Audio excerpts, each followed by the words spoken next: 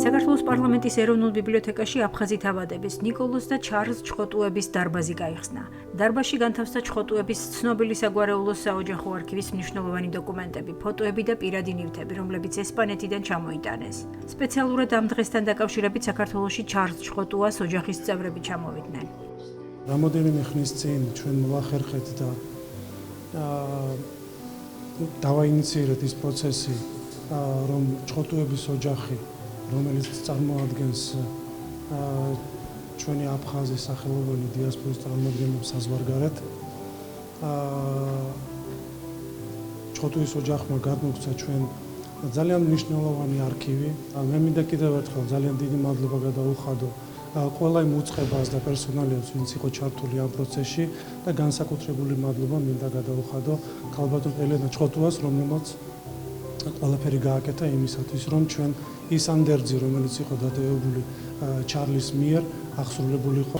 მოხარული ვართ, რომ დღეს მასპინძლობთ მთელ ოჯახს ჩხოტუების, ამით საგვარეულოს, რომლებიც ევროპის სხვადასხვა ქვეყნებში ცხოვრობენ. და სიმბოლურია ის, რომ კაბინეტის გახსნა დაემთხვა მნიშვნელოვან ღონისძიებას და დღეს, რომელიც არის 27 მაისი ქართული დიასპორის დღე. ჩვენ გადმოგვეცა ეს არქივი გარკვეული ხნის წინ. ძალიან დიდი როლი შეიტანეს ამაში აფხაზეთის მთავრობამ, ასევე საგარეო საქმეთა სამინისტრომ. ეს არქივი ამჟამად დამუშავების პროცესშია და აქ გაიხსნა გამოფენა. ჩარლზ ჩხოტუას ანდერძი იყო, რომ მისი ფერფლი იქნეს მიმოფნეული ასევე ვერის სასაფლაოზე. მამა-შვილ ჩხოტუებს თავიანთი მოღვაწეობით მნიშვნელოვანი ფურცელი აქვს ჩაწერილი საქართველოს უახლეს ისტორიაში.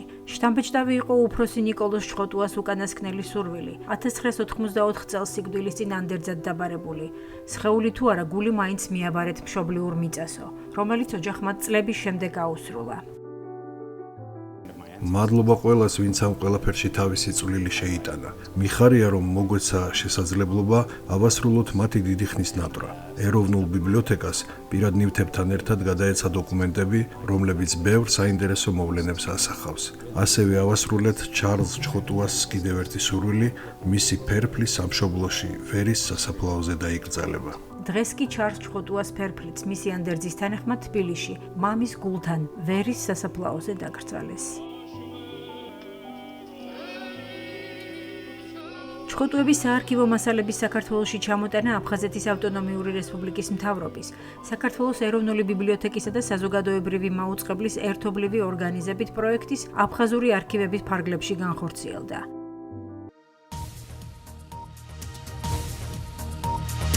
აფხაზეთის ავტონომიური რესპუბლიკის უმაღლეს საბჭოში ინტერპელაციის წესით განათლებისა და კულტურის მინისტრს მოусმინეს. ნანა გაბელიამ უმაღლესი საბჭოს წევრების მიერ წინასწარ წერილობით დასმულ შეკითხვებს უპასუხა, რომელიც შეეხებოდა როგორც განათლების, ასევე კულტურის სფეროში გაწეულ საქმიანობას, არსებულ პრობლემებს, მათი დაძლევის გზების ძიებასა და სამინისტროს დაქვემდებარებაში მყოფი სიპებისა და აიპების საქმიანობის ანალიზს. მინისტრის ინფორმაციული გამოსვლის შემდეგ სხდომა დებატებით გაგრძელდა. დისკუსიის მსვლელობის გამოითქვა შენიშვნები და მოსაზრებები. დღეს ჩვენ ვისმენდით აფხაზეთის განათლებისა და კულტურის მინისტრის პასუხებს ჩვენი კოლეგების მიერ ადრე დასმულ შეკითხვებთან დაკავშირებით. საკითხი ეხებოდა სამინისტროს საქმიანობის აქტიურ მიმართულებებს, როგორც ენგურს გამოღმა, ისე ოკუპირებულ ტერიტორიაზე. ერთხმად იქნა ჩათვლილი, რომ საქმიანი შეხვედრა ჰქონდა განათლებისა და კულტურის სამინისტროსთან, ეს უმნიშვნელოვანესი წარმონაქმნია ჩვენი დევნილი ხელისუფლებისა და მივიღეთ დასტური იმისა, რომ სამინისტროს ხელმძღვანელობას იმ შენიშვნებსა და წინადადებებს, რომლებიც გამოითქვა, ზოგიერთი საკმაოდ მწვავე რეაგირება იქნება გაკეთებული. ფიქრობ ამომწურავი პასუხი გავეცით უმაღლეს საბჭოს დეპუტატების მიერ დასმულ შეკითხვებს. ჩვენ შევთანხმდით, რომ მომავალშიც აქტიურად ვითანამშრომლებთ და ერთად განვახორციელებთ მიზნობრივ პროექტს და პროგრამებს, რომლებიც ჩვენი საზოგადოების სასიკეთოდ ხორციელდება განათლების, კულტურის და სპორტის მიმართულებით. აფხაზეთის უმაღლეს საბჭოში იძულებით გადაადგილებულ პირთა მინისტრი დავით ფაცაცია დეპუტატების წინაშე წასდგა და მათ მიერ წერილობით დასმულ შეკითხვებს უპასუხა. კითხვები ეხებოდა დევნილთა კომპაქტურ ჩასახლებებში სხვადასხვა სახის სარემონტო აღდგენითი სამუშაოების ჩატარებას და დევნილთა ბინებით უზრუნველყოფის საკითხს. შეხვედრაზე ძირითადად დევნილთა წინაშე წამოჭრილ საკითხებსა და პრობლემების გადაჭრის გზებზე იმსჯელეს. მინისტრმა ასევე ისაუბრა ოკუპირებულ ტერიტორიაზე მცხოვრები და აფხაზეთიდან დევნილი მოსახლეობის საჭიროებებზე. მათი სოციალური მდგომარეობის გაუმჯობესებისა და მხარდაჭერის მიზნით სამინისტროს მიერ განხორციელებულ და მიმდინარე პროგრამებზე, მათ შორის სამინისტროს ინიციატივითა და ჩართულობით მომზადებულ კანონპროექტებზე. ხაზი უნდა გაუსვათ ჩვენ მზაობას, მუდმივად ნებისმიერ კითხვას გავცეთ პასუხი, ძალიან მნიშვნელოვანია ჩვენი ანგარიში. უმაღლეს საბჭოს მიმართ, ჩვენ დევნილების მიმართ, ჩვენ ვცდილობთ, რომ ყველა მიმართულებით ვიყოთ აქტიურები, მაქსიმალურად შევეცადოთ დევნილების მხარდაჭერა და დახმარება ყველა წერტილში, ყველა მნიშვნელოვან ობიექტზე და ამ მიმართულებით ხაზგასასმელია, რომ ჩვენი საქმიანობა ძალიან ნაყოფიერია, ეფექტურია და მადლიერი ვარ ყველა მუნიციპალიტეტის მერიის გამგეობების, რომლებიც ძალიან მჭიდრო და აქტიურად გვეხმარებიან კრიტიკული ინფრასტრუქტურის საკითხების მოგვარებაში და გადაწყვეტაში. ერთ-ერთი აქტიური და მოწინავე სამინისტროა, მისი კოლექტივი დიდი ინტერესით ეკიდებიან იმ პრობლემებს, რომლებიც დევნილთა წინაშე არის. კომპაქტურად ჩასახლების ადგილებში საყოფაცხოვრებო პირობების მაქსიმალურად გაუმჯობესების საკითხები, ოკუპირებულ ტერიტორიაზე მაცხოვრებელი ჩვენი თანამემამულეების სოციალურ დაცულობასთან და პოლიტიკურ დაცულობასთან დაკავშირებული საკითხები, ის შეხვედრები, რომლებსაც სამინისტროს ხელმძღვანელობა ატარებს საზღვარგარეთ, ქვეყნის შიგნით სისტემატიურ მოძრაობაში არიან, არ დარჩა რეგიონი, სადაც სამინისტროს წარმომადგენლები არ ხვდებიან ჩვენი დევნილი მოსახლეობის წარმომადგენლებს. იუსტიციისა და სამოქალაქო ინტეგრაციის საკითხებში აფხაზეთის მინისტრის აპარატის დაქვემდებარებაში არსებული საერთაშორისო ინიციატივა განვითარებისა და თანადგომისათვის ორგანიზაციის მხარდაჭერით პროექტში გამარჯვებულ აფხაზეთიდან დევნილ მეწარმეს საკუთრებაში ჩირის საამქროს სრული აღჭურვილობა და ინვენტარი გადაეცა. აღნიშნული პროექტის ფარგლებში მეწარმე მაია ხუროძე სხვადასხვა სახის ხილბოსტნეულის შრობას და საკუთარი პროდუქციის პოპულარიზაციას ახორციელებს. მნიშვნელოვანია, რომ საამქროში დასაქმებულები აფხაზეთიდან იძულებით გადაადგილებული პირები არიან. მეწარმეს დროებით სარგებლობაში გადაცემული დანადგარები საკუთრებაში გადაეცა. ღონისძიებას იუსტიციისა და სამოქალაქო ინტეგრაციის საკითხებში აფხაზეთის მინისტრი გიორგი გაბედავა და საერთაშორისო ინიციატივა განვითარებისა და თანადგომისათვის დირექტორი ვახტანგ ფოჩხუა ესწრებოდნენ. მნიშვნელოვანია ის, რომ დასაქმებულია ამ საამქროში აფხაზეთიდან დევნილი რამდენიმე პირი და მათ გაუჩნდათ საკუთარი შემოსავალი და რაც მთავარია, წარმატებები აქვთ ამ კონკრეტულ საქმიანობასთან დაკავშირებით. მე მინდა მადლობა გადაუხადო ასევე ყველა მხარეს, რომელიც ჩართული იყო და რომელმაც ხელი შეუწყო ამ პროექტის განხორციელებას, აფხაზეთის მთავრობას, ასევე ჩეხეთის საელჩოს და რა თქმა უნდა, ჩვენს დაქვემდებარებაში მყოფ ორგანიზაციას, რომლის სახელწოდება გახლავთ საერთაშორისო ინიციატივა განვითარებისა და თანადგომისათვის. მე მინდა ჩვენს ბენეფიციარს წარმატებები ვუსურვო. ჩვენ ვაწარმოებთ რამოდენიმე სახის ჩირეულს და არა მარტო, ჩვენ ვაკეთებთ ასევე შოკოლადიან კამფეტებს. გვაქვს ქლიავის, ხურმის, ვაშლის, ატმის, მარწვის შრება ახლა უკვე 1 წლის წინ გადმომეცა აფხაზეთის მთავრობის მხარდაჭერით ეს დანადგარი. ძალიან მოკლე პერიოდში ძალიან დიდ წარმატებებს მივაღწევთ, ანუ საქართველოს მასშტაბით გულისხმობდა. მათი გადაწყვეტილებით დღეს უკვე გადმომეცა ეს საწარმო საკუთრებაში. ჩვენ გვაქვს ძალიან ბევრი გეგმები. მადლობა მინდა გადაუხადო აფხაზეთის მთავრობას ასეთი ნდობისთვის.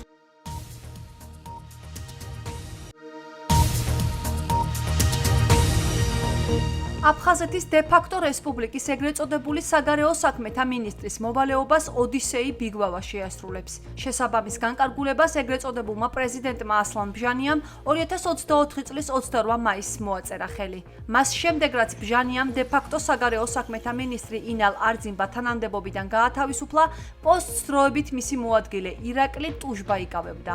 აქვე საგულისხმოა ის ფაქტი, რომ ტუშბა მინისტრის მოვალეობის შემსრულებლად დანიშვნის დროს ამერიკაში ისვენებდა მეუღლესთან ერთად და როგორც აფხაზური პრესა წერს, სავარაუდოდ სწორედ რუსეთის არამეგობრულ ქვეყანაში დასვენება გახდა ტუშბას ჩანაცვლების მიზეზი.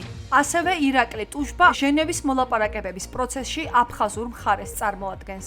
ახალი ეგრეთ წოდებული მინისტრი ოდისეი ბიგოვა მთელი მისი კარიერის განმავლობაში პროკურატურაში მუშაობდა. იყო ოჩამჩირის მთავარი პროკურორი, თუმცა რუსეთში რამდენიმე თვიანი კურსების გავლის შემდეგ ეგრეთ წოდებული საგარეო საქმეთა სამინისტროში უკვე დე-ფაქტო მინისტრად დაინიშნა. აღნიშნულ ფაქტს ქართველი ექსპერტ-ანალიტიკოსები აფასებენ და აღნიშნავენ, რომ ოკუპირებულ აფხაზეთში მიმდინარე ეგრეთ წოდებული საკადრო ცვლილებები კრემლისგანაა ნაკარნახევი, ხოლო სახელების ცვლილება კი იქაურ პოლიტიკურ ამინდს არ ცვლის. საქმე იმაშია, რომ იმის მიერ რაც ინალარზბა გადაბარგდა მოსკოვში და ახალი სამსახური იქ იშოვა, მისი ადგილი თავისუფალი აღმოჩნდა და მის ადგილას დაინიშნა ირაკლი ტუშბა, რომელიც იყო ასე თუ ისე პროდასავლური წარმომადგენელი აფხაზეთში. დანიშნის მერე წავიდა ამერიკაში კერძო ვიზიტით. ძალიან არ მოეწონა არც აფხაზებს, არც მოსკოვში. და კრემლიდან დარეკეს და მოითხოვეს მისი გათავისუფლება. მის ადგილას მოიყვანეს ოდისეი ბიგოვა, რომელიც მთელი ცხოვრება მუშაობდა აფხაზეთის პროკურატურაში, იყო ოჩამჩირის პროკურორი. და მერე წავიდა მოსკოვში სამუშაოდ, დაბრუნდა მინისტრის რანგში. თავისთავად ეს იქნება კრემლის პოლიტიკის გამტარებელი აფხაზეთში, როგორც ინალარზება. ასე რომ მისგან რამე კარგი ცვლილების ლოდინი შეუძლებელია. არზინბა იყო უფრო ესე ვთქვათ გამორჩეული ფიგურა რუსული ბექგრაუნდით და ამ მხრივ ახლა თქმა უნდა მის შემდეგ მის შემცვლელები არ იქნებიან ესე ასეთი ისე ვთქვათ ელფერი რუსული ელფერის არ იქნებიან. მაგრამ საბოლოო ჯამში ბუნებრივია აფხაზეთი ვერაცოდეს ვერ გადადგამს კვეთრნაბიჯს მოსკოვის ნებართვის გარეშე, ვინც არ უნდა დაინიშნოს. გალის მკვიდრის საქართველოს მოქალაქის თემურ კარბაიას გარდაცვალების საქმეზე დაკავებული პირები გალის ეგრეთ წოდებულმა რაიონულმა სასამართლომ დარბაზიდან გაათავისუფლა. გალის ეგრეთ წოდებული მილიციის რაიონული განყოფილების თანამშრომლებს ალბერტ ზარაქუასა და ვიანორ აფშილავას ბრალი ედებოდათ დაპატიმრებული ვიტალი კარბაიას ცემაში, მისი ჯანმრთელობისთვის მძიმე ზიანის მიყენებაში, ასევე სამსახურეობრივი მდგომარეობის ბოროტად გამოყენებაში, რასაც საბოლოოდ კარბაიას გარდაცვალება მოჰყვა. გალის ეგრეთ წოდებულმა სასამართლომ გაამართლა ბრალდებულები და მოახდინა მათ მიერ წაყენებული ბრალდების გადაკვალიფიცირება სამსახურეობრივ გულგრილობად. ბრალდებულებს ვიტალი კარბაიას მკვლელობისთვის ჯარიმის სახით 50,000 რუბლის გადახდა დაეკისრათ დე-ფაქტო სახელმწიფო სასარგებლოდ. ასევე მათ 1 წლის განმავლობაში ეკრძალებათ გარკვეული თანამდებობების დაკავება. თემურ კარბაიას საქმეზე აფხაზი ბრალდებულების გათავისუფლების ფაქტს ქართველი ანალიტიკოსები გამოეხმაურნენ. მათთვის მოულოდნელი არ ყოფილა აფხაზური სასამართლოს განაჩენი. მით უფრო როცა ქართველის მკვლელობის გამოძიებას ეხებოდა საქმე. ზოგადად აფხაზეთში თითქმის არავის არ სვამენ დიდი ხნით ციხეში, მით უმეტეს არ ჩასვამდნენ, რა თქმა უნდა, საქართველოს მოქალაქის ცემის და მკვლელობის გამო. ეს არის ძალიან ისე თქვა პატარა საზოგადოება, ყველა ერთმანეთის ნათესავი და ძმა და მეგობარია და ყოველთვის ყველაფერი წდება ჩაწყობით. ასე რომ როცა ვიღაცა მოხდება ციხეში, ამას მოყვება აუცილებლად ზარი და ციხიდან გამოშვება, მით უმეტეს კი გამნეორდეთ საქართველოს მოქალაქის ესე თქვა ცემის და მკვლელობის გამო, რა თქმა უნდა, არ გაწირავდნენ მოდი ესე თქვა არავის ხო თავისიანს და მოხდა ისაც სამწუხაროდ კიდევ ერთხელ მიანიშნებს იმაზე, რომ ეს არის აპარტეიდული რეჟიმი შეიძლება ითქვას და ძალიან სამწუხაროა. გალის რაიონულმა სასამართლომ გაათავისუფლა ის ბრალდებულები, მკვლელები, რომელმაც მილიციის ფორმაში მოკლეს თემურ კარბაია, გალის მაცხოვრებელი საქართველოს და აფხაზეთის მოქალაქე. სამწუხაროდ ქართლის მკვლელობისთვის აფხაზეთში არავის არ გაასამართლებენ და ესეთი პრაქტიკა აფხაზეთში მე არ მახსოვს.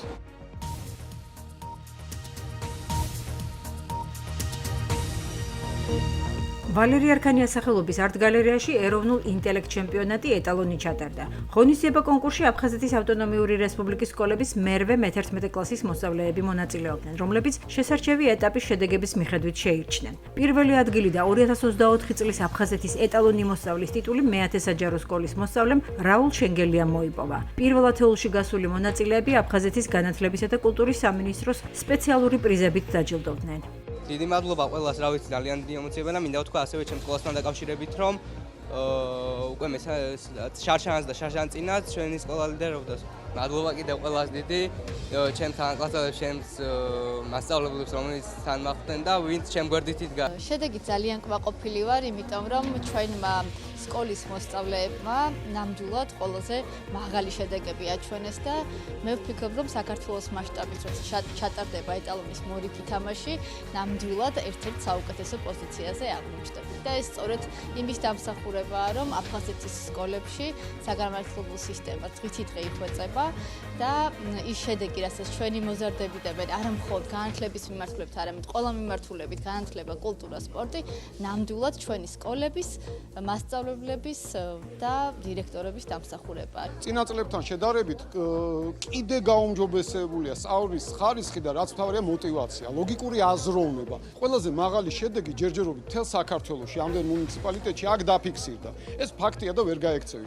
90 ქულა და მეორე მესამე ადგილზე გასულებმა 85 ქულა დააგროვეს. დიდი მადლობა მინდა თითოეულ მათ ამ ბავშვის მშობლებს უთხრა, პედაგოგებს უთხრა, სკოლის დირექტორებს უთხრა.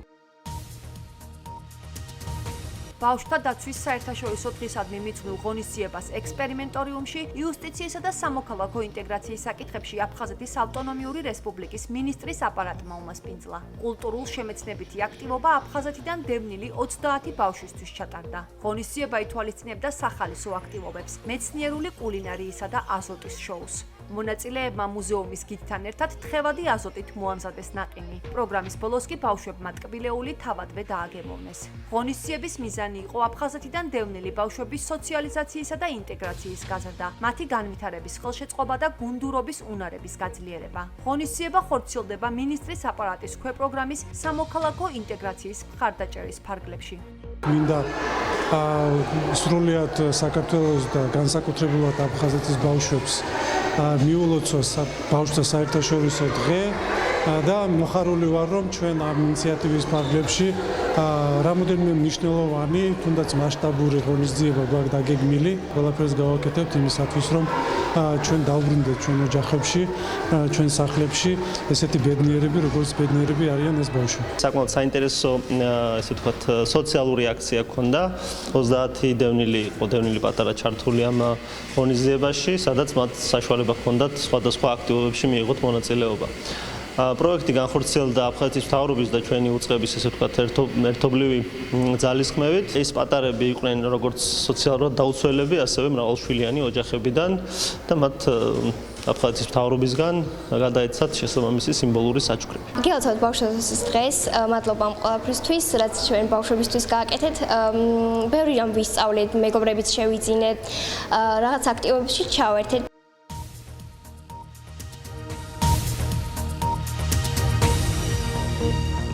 სპორტი და მშვიდობა ამ სახელწოდებით ჩატარდა სპორტული ღონისძიება, რომელიც აფხაზეთის რეგიონული ოლიმპიური ორგანიზაციის თაოსნობით ჩატარდა და ბავშვთა დაცვის დღეს მიეძღვნა. ასპარეზობა სპორტის სხვადასხვა სახეობაში მიმდინარეობდა და მასში ძირითადად აფხაზეთის მეორე და მესამე საჯარო სკოლის მოსწავლეები მონაწილეობდნენ. შეჯიბრის ფინალში გასული პრიზიორები მედლებითა და სამახსოვრო საჩუქრებით დაჯილდოვდნენ. სპორტული ღონისძიება საქართველოს ეროვნული ოლიმპიური კომიტეტის, აფხაზეთის ავტონომიური რესპუბლიკის მთავრობის, განათლებისა და კულტურის სამინისტროს მხარდაჭერით განხორციელდა. ულოცავთ სრულიად საქართველოს ბავშვებს და განსაკუთრებულად მინდა ჩვენი საზოგადოების, აფხაზეთის საზოგადოების ბავშვებს მიულოცოთ დღეს, ზუსტად აი ამას ეძღვნება ჩვენი ღონისძიება დღეს, აი ამ თბილისის მუნიციპალიტეტის ფორმატში, ერთ-ერთ დასახლებაში, სადაც არის ძალიან ბევრი ბავშვი და ახალგაზრდა ჩართული და მიხარია, რომ აი ამ მასშტაბს იღებს ეს ჩვენი ინიციატივა. ჩვენ წინა წლებში ვატარებდით, აი ზუგდიდში ჩავატარეთ საფეხბურთო ფესტივალი, ქუთაისში ვატარებდით, ბათუმში ვატარებდით. და ესეთნაირად შეძლების და ფარგლებში ოლიმპიური კომიტეტის მხარდაჭერით ვახორციელებთ ესეთ ლამაზ ჯანსაღ ღონისძიებებს, რომელიც მიმართულია ოლიმპიური თამაშებისაკენ. ამ ახალგაზრდებს კი ყველას ვუსურვებ წარმატებას და მომავალ ოლიმპიურ გამარჯვებებს. 60 სირბილში იყო შეჯიბრი და ავიღე პირველი ადგილი და ძალიან კმაყოფილი ვარ და მიხარია. მიყვარს სპორტი, ძალიან აქტიური ვარ სპორტში. დღეს მივიღე მონაწილეობა სირბილის ჩემპიონატში, 60 მეტრზე იყო და ავიღე მეორე ადგილი და ძალიან კმაყოფილი ვარ საკუთარი თავით.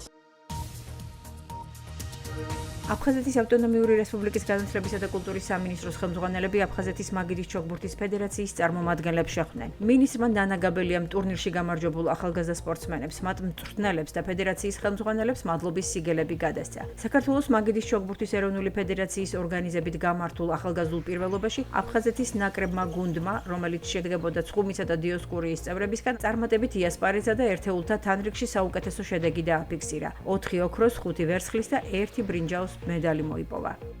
ძალიან მნიშვნელოვანი დღეა, იმიტომ რომ შესაძლებლობა მოგვეცა მოვსულიყავით აფხაზეთის მაგიდის ჩოგბურთის ფედერაციაში და დაგვხდნენ საოცარი მოზარდები. მათ უკვე ძალიან დიდი საქმე აქვს გაკეთებული, იმიტომ რომ აფხაზეთის სახელით გაიმარჯვეს არაერთ კონკურსში, არაერთ შეჯიბრში და ყავს ასევე ჩემპიონები, როგორც ევროპის, ასევე მსოფლიო. მე მათ ვუსურვებ კიდევ არაერთ გამარჯვებას და ჩვენ სამინისტრო, ჩვენი პრიორიტეტების ფარგლებში შევუწყობთ, რა თქმა უნდა, მათ განვითარებას. 24-25 მაისს თბილისში გაიმართა საქართველოს პირველობა მაგიდის ჩოგბურთში, ეს იყო ახალგაზრდული პირველობა, რომელიც ამავე დროს არის ბათუმში დაგეგმილი, სექტემბერში დაგეგმილი მსოფლიო ტურის, ახალგაზრდული ტურის შეჩაგრჩევი ერთ-ერთი ეტაპიც და აფხაზეთის გუნდმა ფაქტიურად 10 ნომინაციიდან 9 ნომინაციაში ფინალი ითამაშა და 4 ოქრო, 5 შესაბამისად ვერცხლი მოიპოვა.